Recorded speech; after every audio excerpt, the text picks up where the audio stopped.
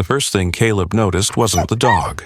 It was the blood, smeared like paint across the pine needles. Then the whimper came, low and desperate, like a prayer buried under the wind. The forest had gone still, and so had time. A shape lay crumpled at the edge of the fence, golden fur tangled in barbed wire, belly swollen with life, and eyes wide with silent pleading. In that moment, the world asked Caleb a question. Would he walk away or step into someone else's pain before we begin this unforgettable story? Would you mind sharing where you're from in the comments, and if stories of love, loyalty, and second chances move you? Please give this video a like and consider subscribing. Maple Ridge, Oregon, lay under a heavy cloak of clouds that afternoon, as if the forest itself was holding its breath.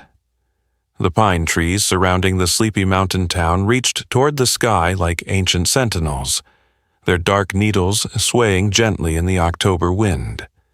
A soft drizzle had begun to fall, misting the ground and turning the trails muddy, painting the landscape in shades of green, brown, and gray.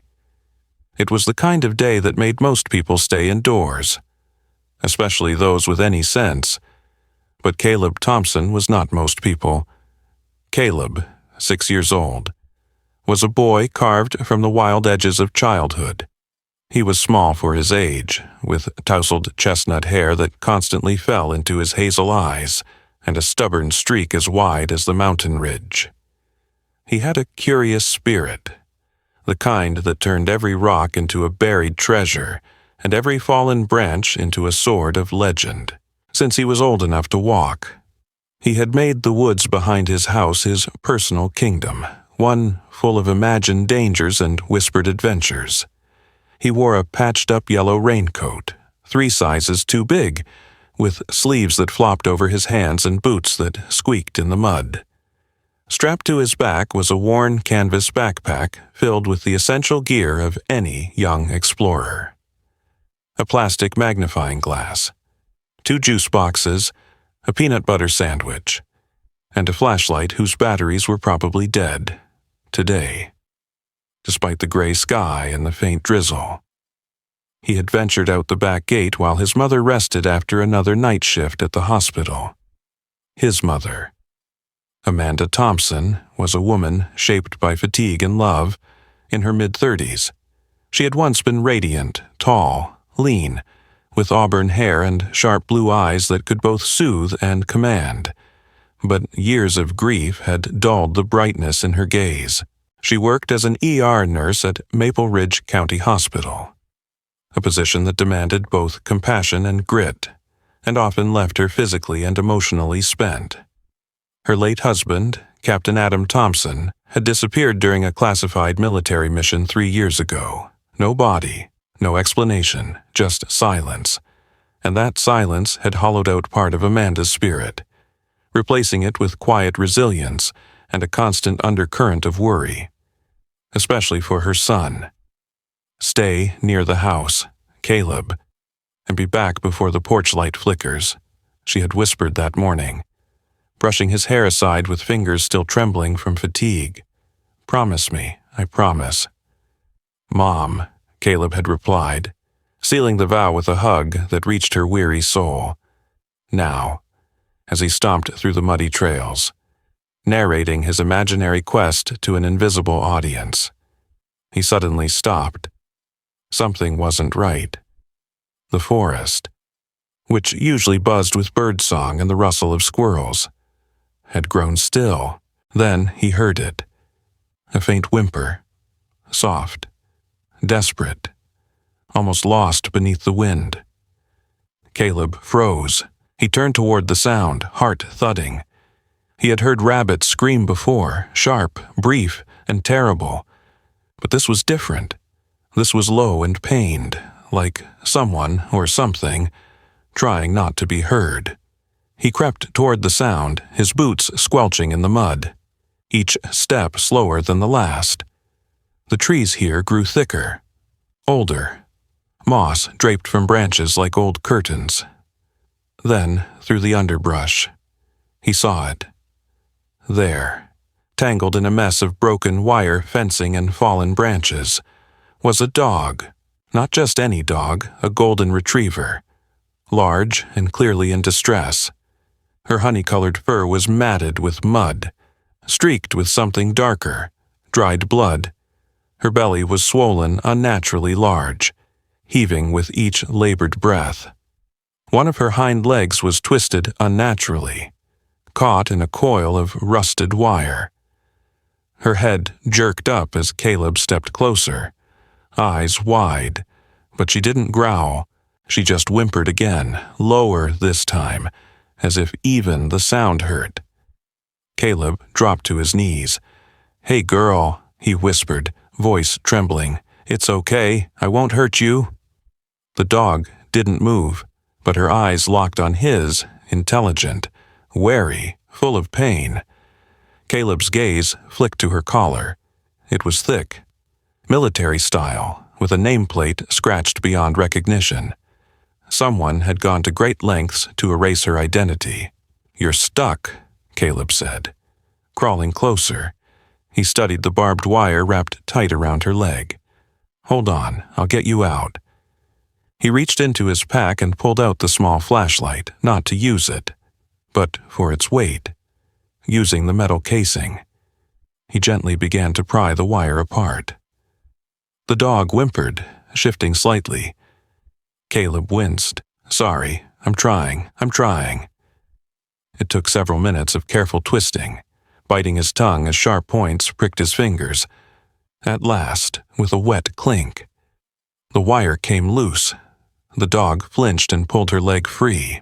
Blood trickled down her muddy fur, but she didn't cry out. She just looked at Caleb, panting, one ear twitching. "You're free," Caleb said, voice breathless with wonder. She tried to stand and failed. Her body sagged back to the ground, the leg too damaged to hold her weight. Caleb hesitated only a moment. "You can't stay here," he decided. "It's getting dark, and Mom will kill me, but—" He looked over his shoulder toward the trail home. "I know where we can go." With effort, he coaxed the dog up, supporting her weight against his side, together. They hobbled back through the woods, the wind picking up, tossing dead leaves around them like whispers. The dog limped heavily, but followed without resistance, her breath loud in the quiet. They emerged into the backyard just as the porch light flickered on. Caleb ducked behind the garden shed and led the dog to the far edge of the property, where a weathered wooden structure stood half hidden behind a row of pine trees. It was the old storage cabin, once used by his father to store tools and hunting gear. No one had entered it in over a year. "This was Dad's," Caleb said softly, fumbling with the rusty latch. "But now it's yours." The door creaked open, revealing dust-choked air, stacked boxes, and faded memories. Caleb guided the dog inside, helping her settle onto a pile of old blankets. She collapsed with a grateful sigh. "I'll come back with food and bandages," Caleb whispered. "Just don't bark. Mom's sleeping." The dog watched him with those same eyes that seemed to understand everything. He hesitated at the door. "I'm going to call you Honey," he said, "because your fur's the color of, and you look sweet, kinda." She blinked once, slow and tired. Caleb grinned. "I'll be back, promise," and with that, the boy slipped out into the deepening shadows of the pines, heart racing, hands scratched, but a fire alight inside him that no rain could wash away. By the next morning, the skies had cleared just enough to let streaks of pale gold sunlight filter through the tall pines. The ground was still damp from the night's drizzle, and puddles reflected a trembling sky. Caleb woke with a start, tangled in his blanket, and sat up with a gasp. He had promised to bring Honey breakfast. The memories of the day before rushed in like a flood. The mud, the wire, the golden fur streaked with dried blood, and those eyes watchful, waiting.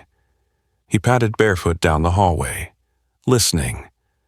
The house was quiet, and that was good. It meant his mother was still asleep. Finally, getting the rest she rarely allowed herself. Amanda Thompson had returned from the hospital well past midnight. Her footsteps slow, shoulders sagging, a ghost of her former self. She never complained, not out loud, but Caleb saw it all, in the way she winced when turning doorknobs, in how long she stood in the hallway before going to her room, staring at the picture of her husband on the wall like it might say something new this time. Now. He moved quickly and silently through the kitchen. He gathered a plastic bowl, filled it with tap water, then pulled a leftover chicken drumstick from the fridge, along with half a piece of cornbread wrapped in wax paper. Into a small bag it went. He paused only to steal a handful of gauze and a little tube of antibiotic cream from the drawer Amanda kept locked. He had memorized the code from watching her hands. 5 minutes later. He slipped through the back door and sprinted across the dewy grass toward the shed. Inside, Honey was curled into herself like a wilted sunflower. The light streaming through a dusty window lit her face, which lifted as Caleb entered. Her ears perked just slightly, and her tail thumped once against the blanket. "You're awake," Caleb whispered. "I brought breakfast." She tried to rise but winced. Her leg still bore the angry wound from the barbed wire. Caleb sat beside her, placed the food and water down, and waited. She sniffed the chicken, then took it gently from his hand. As she ate, he examined the collar again, thick, worn, not from a pet store. The plate was scratched almost to oblivion, but today the light hit it just right. He squinted, there, beneath the damage, faint but visible, SK9M117G. His heart jumped. It wasn't a name, it was a code. He remembered the old phone his mom kept in her nightstand drawer, the one she never used anymore but let him play games on sometimes. Maybe it could help.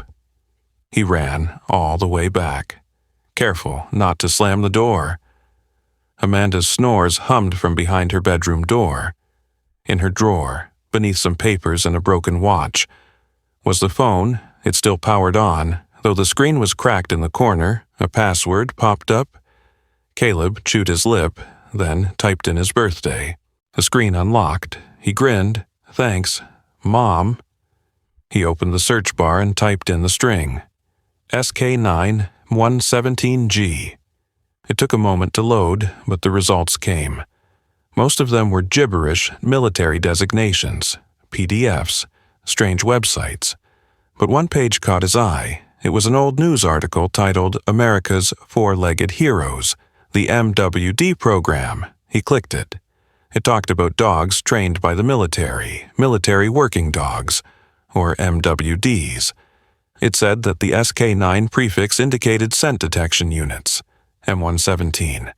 That was likely the identifier number, and the G golden retriever. Caleb's mouth dropped open. Honey wasn't just any dog, she was trained. She had been in the military. "Who erased your name?" he whispered, staring at her photo on the article header, wondering if she had once looked just as proud as the dogs in uniform. Back in the shed, Caleb knelt beside Honey again, showing her the screen. "Is this you?" "Were you a soldier?" he asked. She didn't respond, of course, but her eyes, those deep, old eyes, watched him as if she understood. Suddenly, the phone buzzed in his hand. It was a text. Caleb blinked.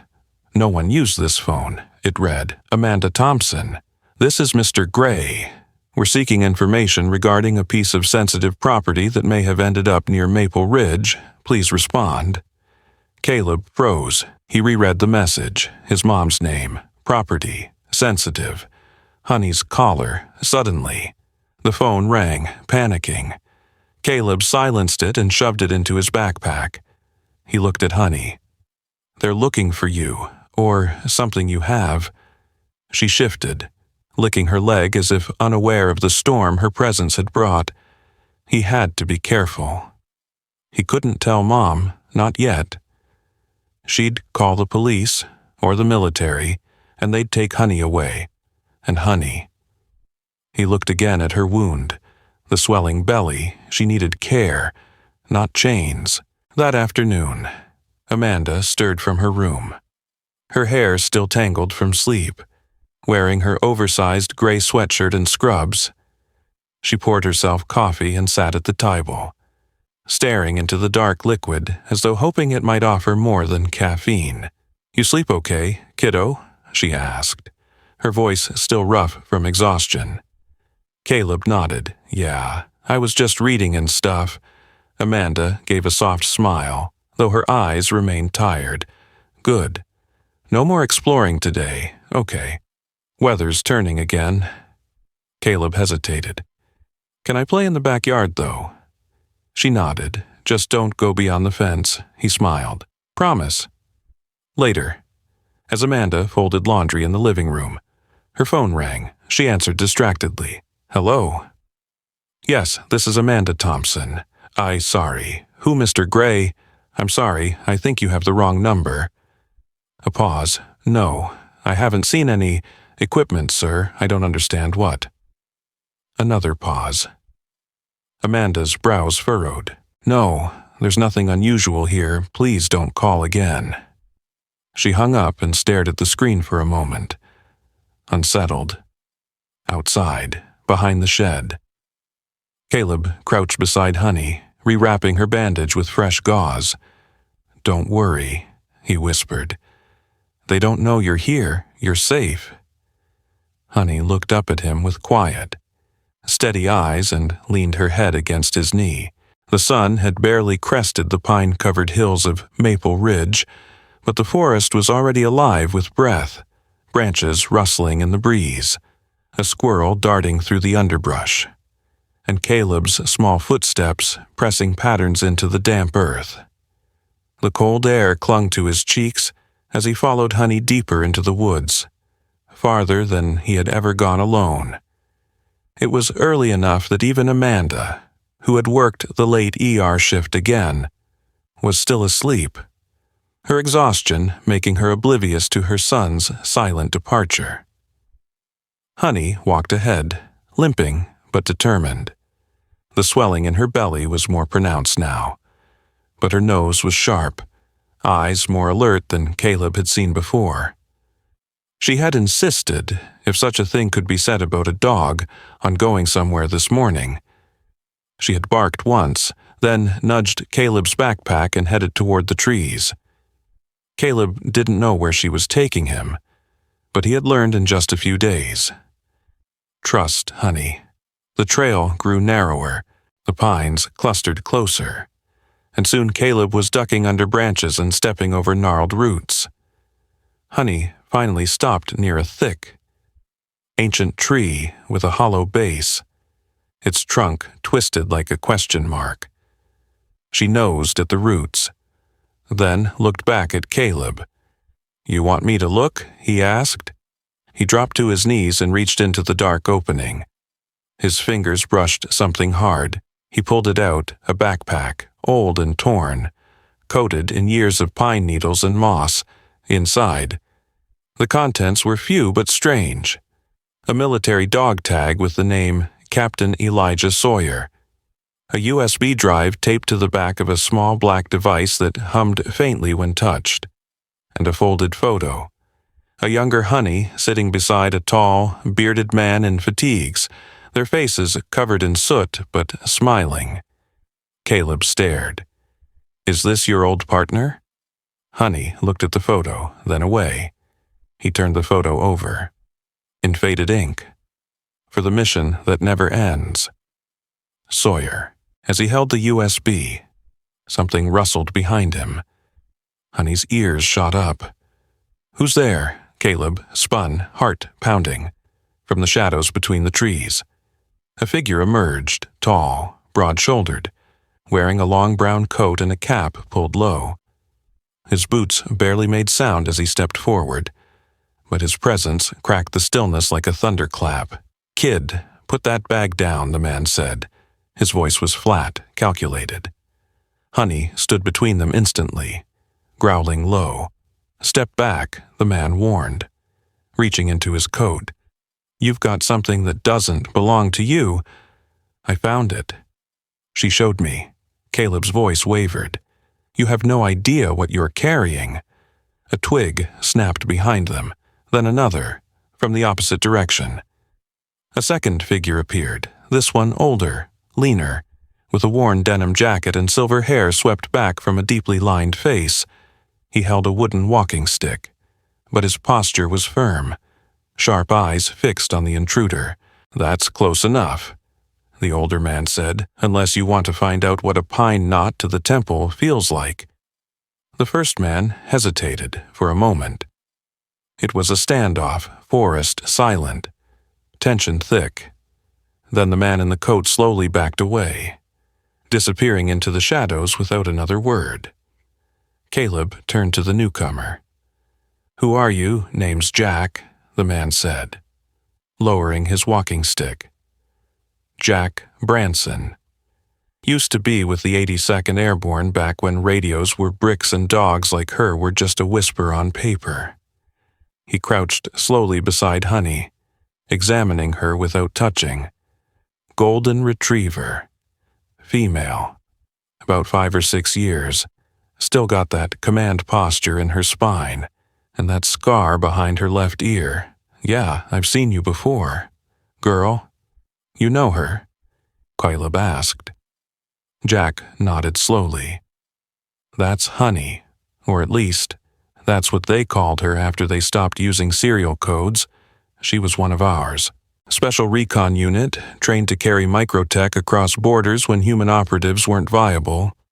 I didn't handle her directly, but I knew Captain Sawyer. He was one of the best, honest, loyal, too honest." Caleb showed Jack the contents of the bag. Jack's brow furrowed. "That black box? It's a relay node, experimental. Stores and transmits shortwave military codes. Most people wouldn't even recognize it, but someone wants it back badly. And they're not going through legal channels." Why, Caleb asked.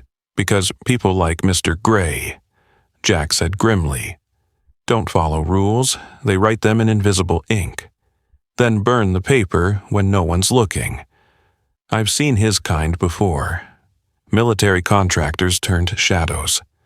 When things got messy overseas, guys like him made sure inconvenient operatives went missing. And I bet your dog here was meant to disappear with the rest."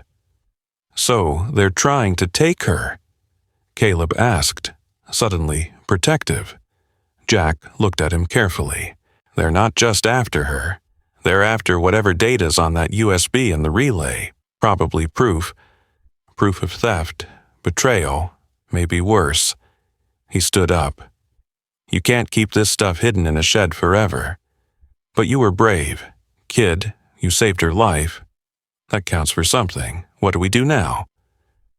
Jack looked up at the trees. "For now, we wait, but if they come again, I'll help you." Caleb reached for Honey's paw. She nuzzled into his side, warm and steady, as they headed back. The forest seemed different, not less dangerous, but less lonely. Jack stayed a few paces behind, whistling softly, eyes always scanning the trees.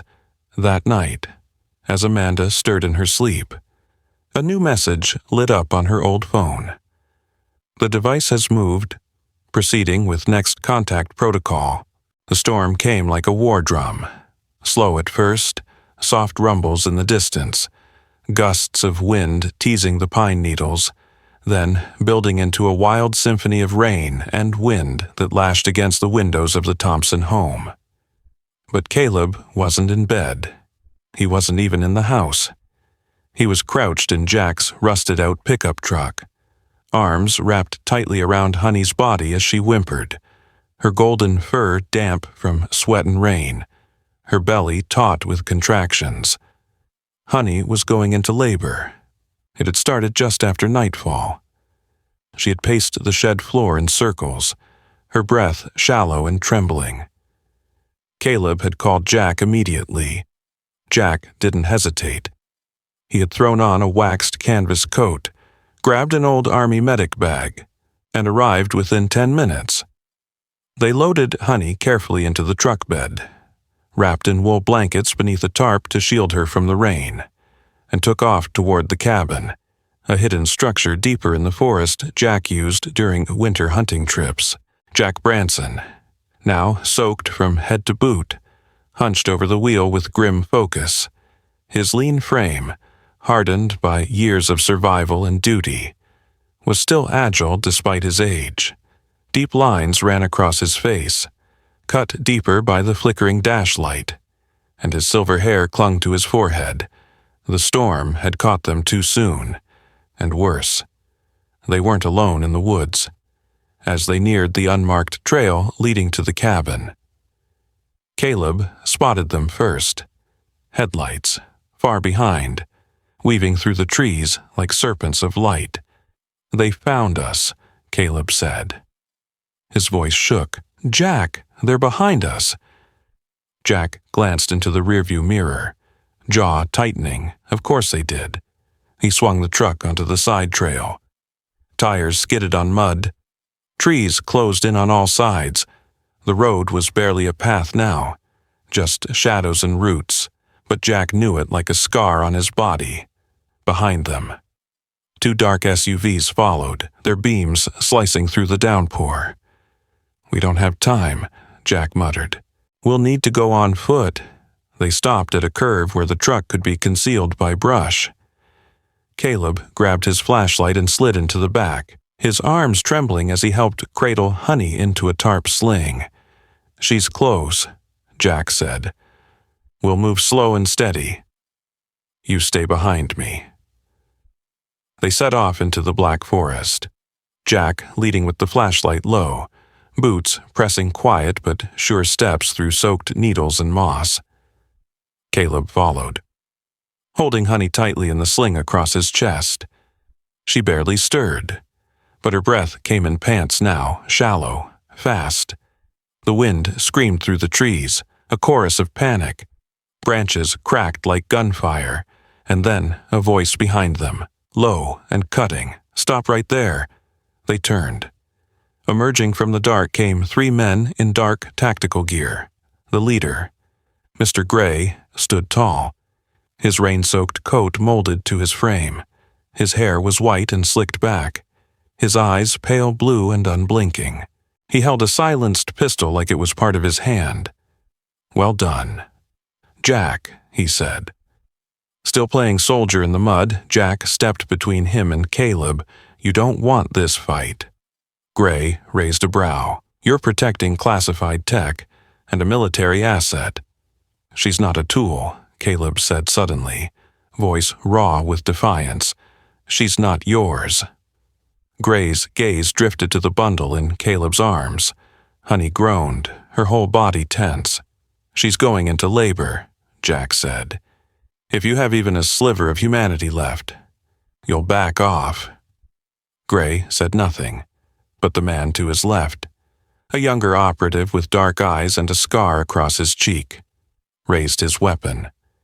That was when the light appeared from the trees, a second flashlight, then a third.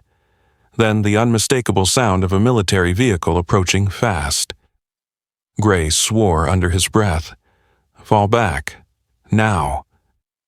The men vanished into the trees, shadows swallowed by the dark.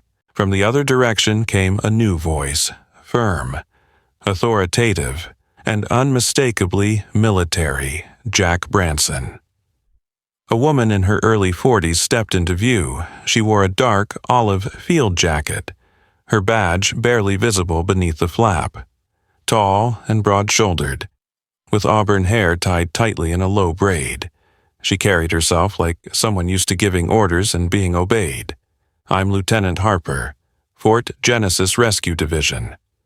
We received a tip about a compromised MWD unit. Your name was flagged. Jack lowered his hands. You're a little late. She approached Caleb gently. Are you all right? Son, Caleb nodded, holding Honey tighter. She's giving birth, he said, now. Harper turned to her team. Secure the perimeter. Get the med kit, and someone clear the cabin. 15 minutes later.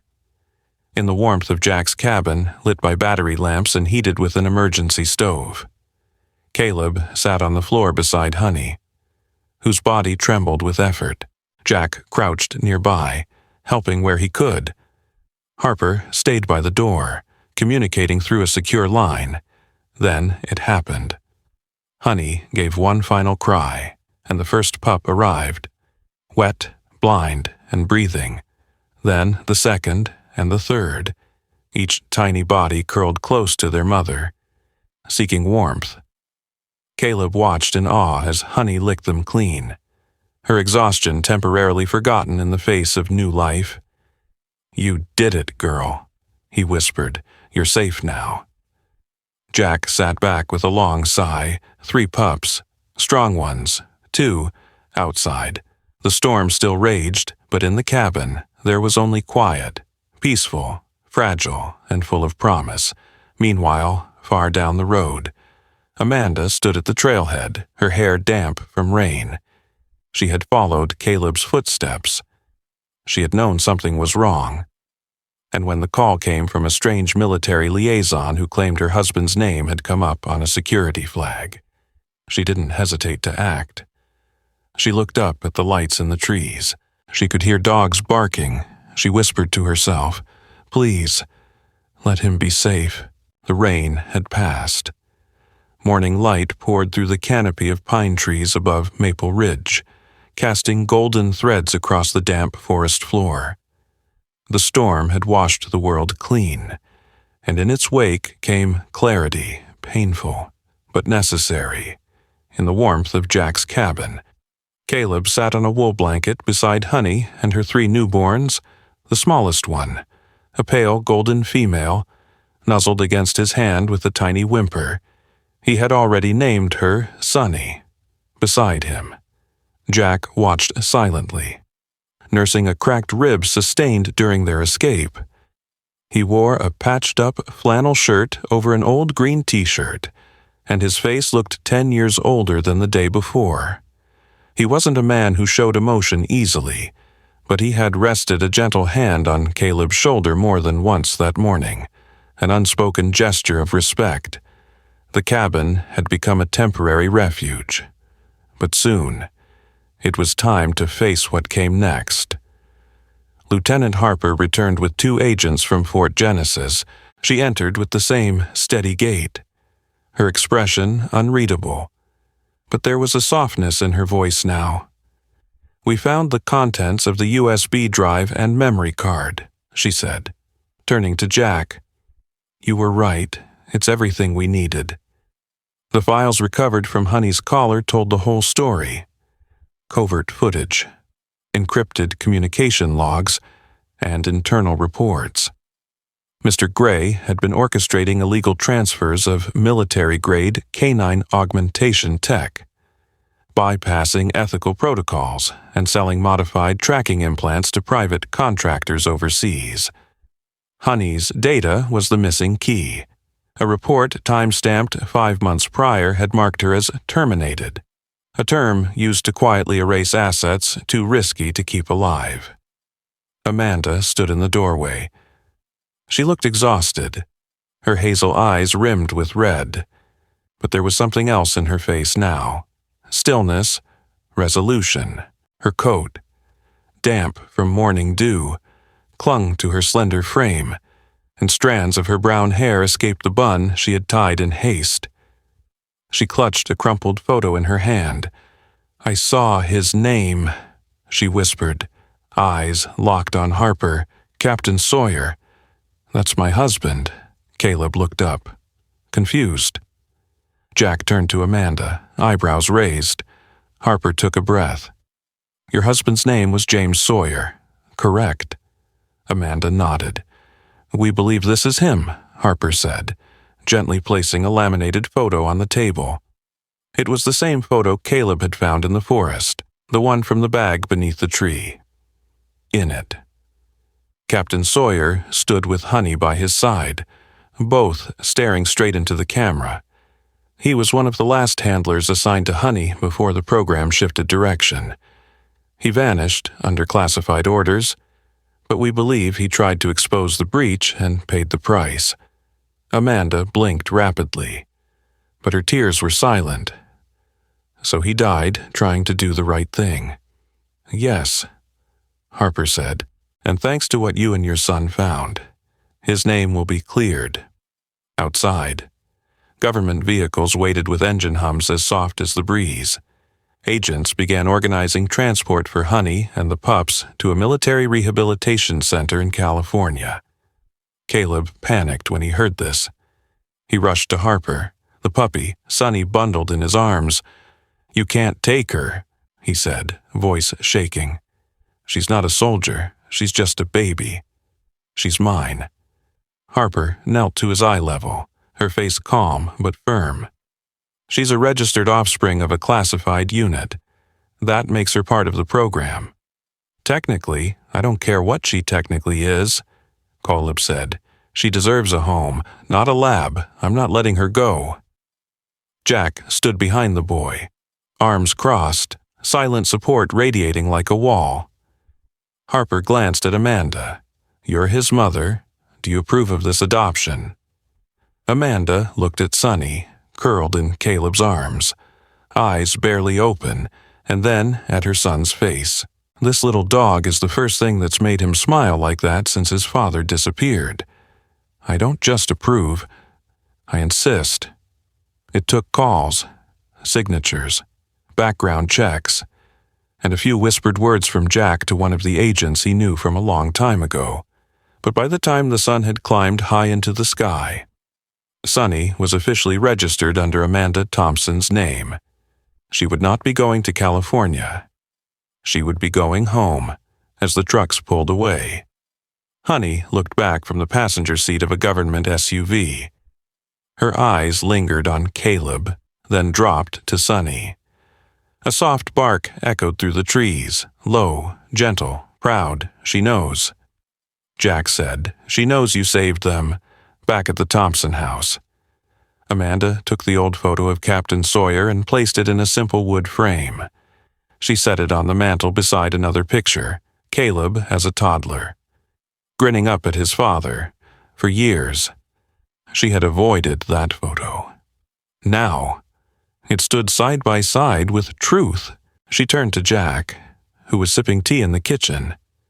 "You knew him, didn't you?" Jack nodded slowly. He was one of the best. He tried to do right when the system went wrong. That cost him everything.